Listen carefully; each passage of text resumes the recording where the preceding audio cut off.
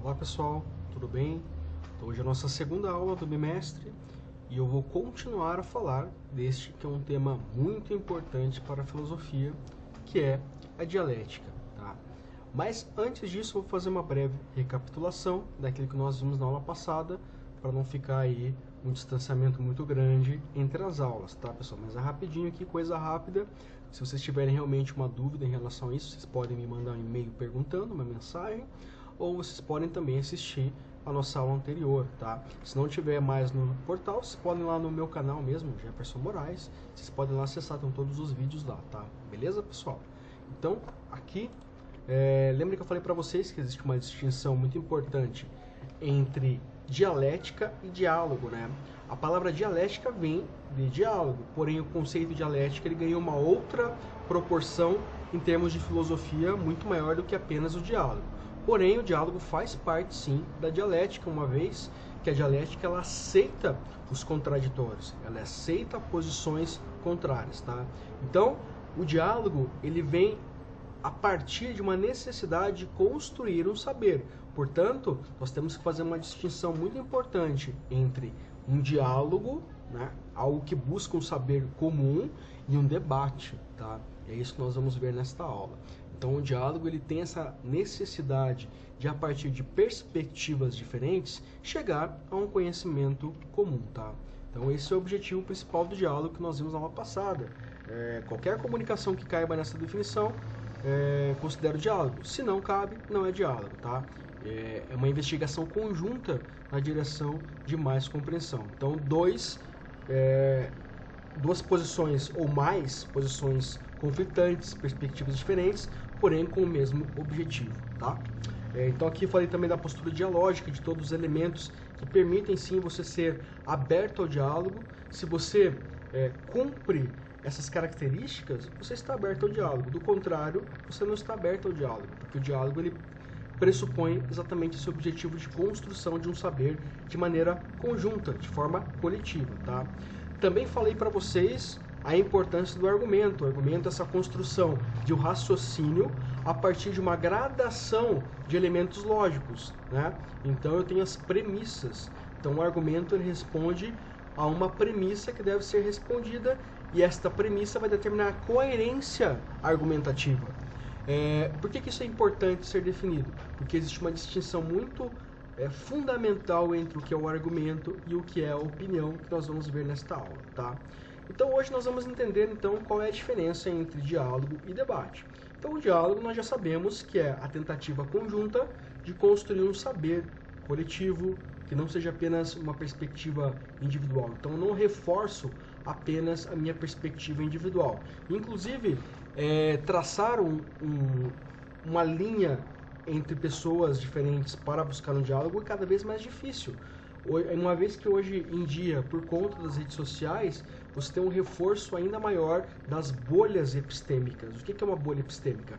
É um lugar onde você busca um eco daquilo que você já sabe ou daquilo que você já acredita. Então você vai conversar apenas com aqueles que são os seus pares, que pensam igual a você. Tá? Então isso não é diálogo, isso é apenas você fortalecendo o seu viés de confirmação.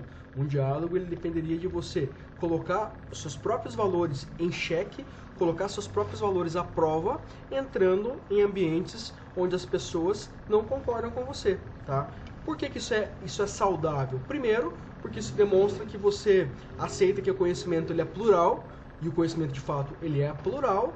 E o segundo elemento é porque demonstra que você não é uma pessoa arrogante que se arroga o sabedor, que se arroga o dono da verdade, que sempre está em um processo de aprendizagem, tá? Então é importante praticarmos o diálogo. Já um debate, como é que seria a sistematização de um debate, tá? Então a primeira coisa que nós temos que saber é que um debate não é a mesma coisa que um diálogo, ok? Um debate eu tenho dois ou mais indivíduos que estão se degladiando, no sentido de se degladiando aqui com palavras. Então, os debatedores, muitas vezes, eles buscam refutar, anular ou se sobressair em relação ao argumento do seu interlocutor, tá?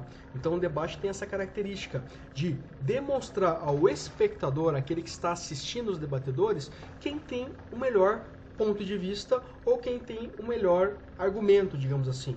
Obviamente que um debate ele sempre é pedante, no sentido de que você tem duas pessoas que elas se entendem como alguém numa posição de estar certo ou errado, né? Ou estar certo em relação àquele que está errado.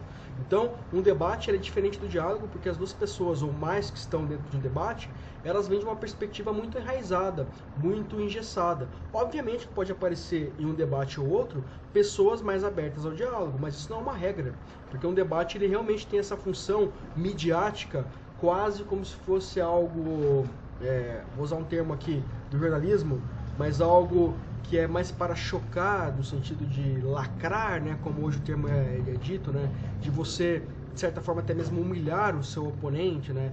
Então aqui tem uma coisa muito sensacionalista, né? Então você tem dois debatedores que estão ali realmente para trocar farpas e ver quem se sobressai, tá? Existem debates que são interessantes, eles são necessários? São. Porém, nós temos que ter bem distinto que num debate é muito difícil você ter uma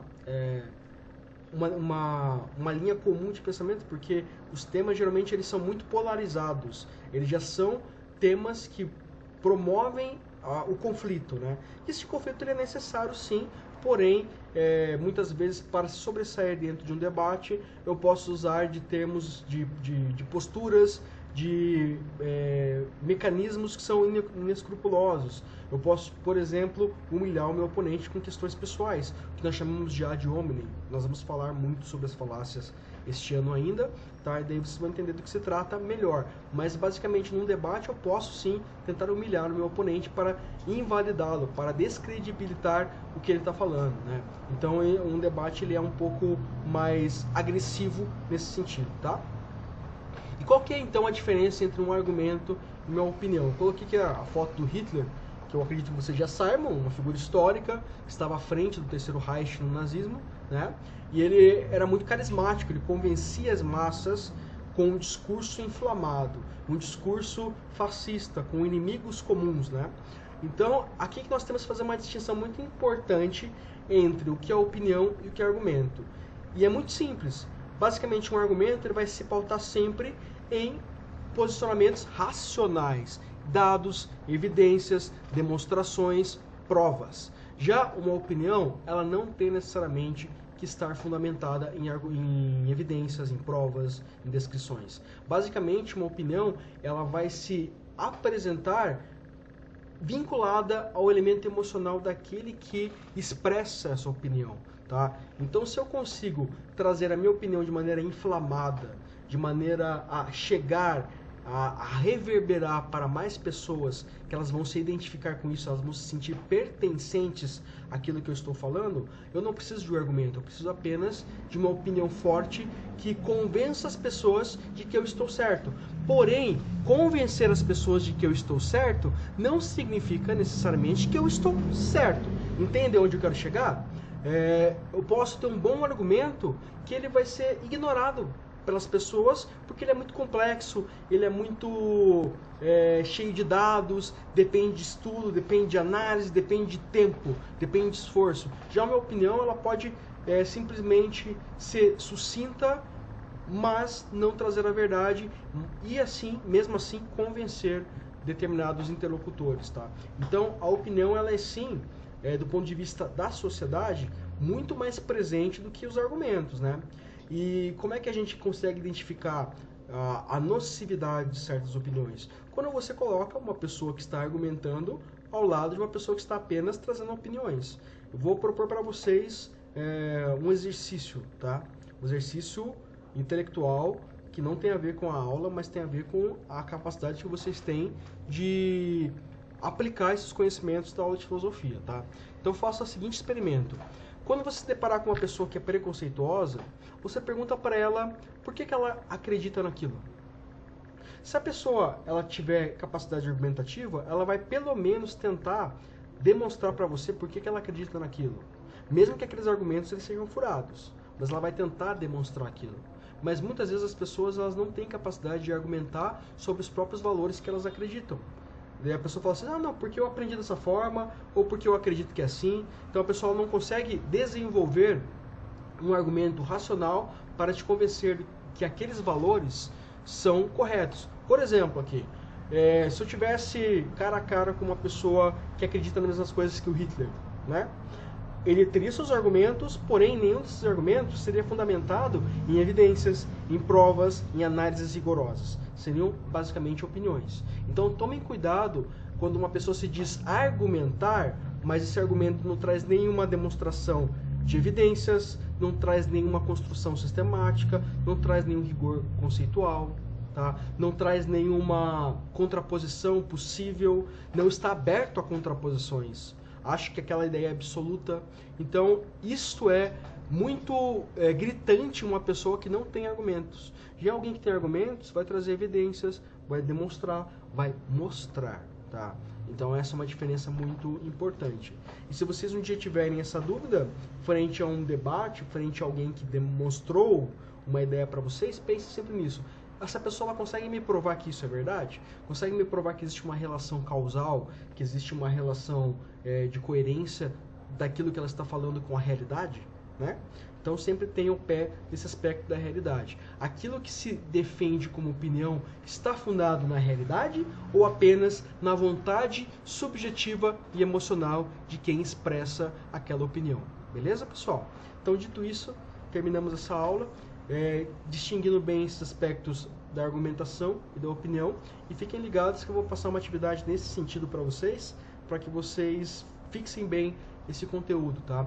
E daí, surgindo dúvidas, me mandem mensagem e nos vemos na próxima aula, que daí eu vou analisar a dialética a partir do ponto de vista histórico e do ponto de vista da ciência, tá? Daí já é uma outra análise do que a dialética. Nós pegamos a dialética até então do ponto de vista do diálogo, da argumentação. Agora nós vamos ver a dialética na próxima aula a partir de uma análise histórica, de fenômenos históricos e sociais. Beleza, pessoal? Espero que vocês estejam bem. Não deixe de fazer a atividade. Até mais, pessoal. Um abraço.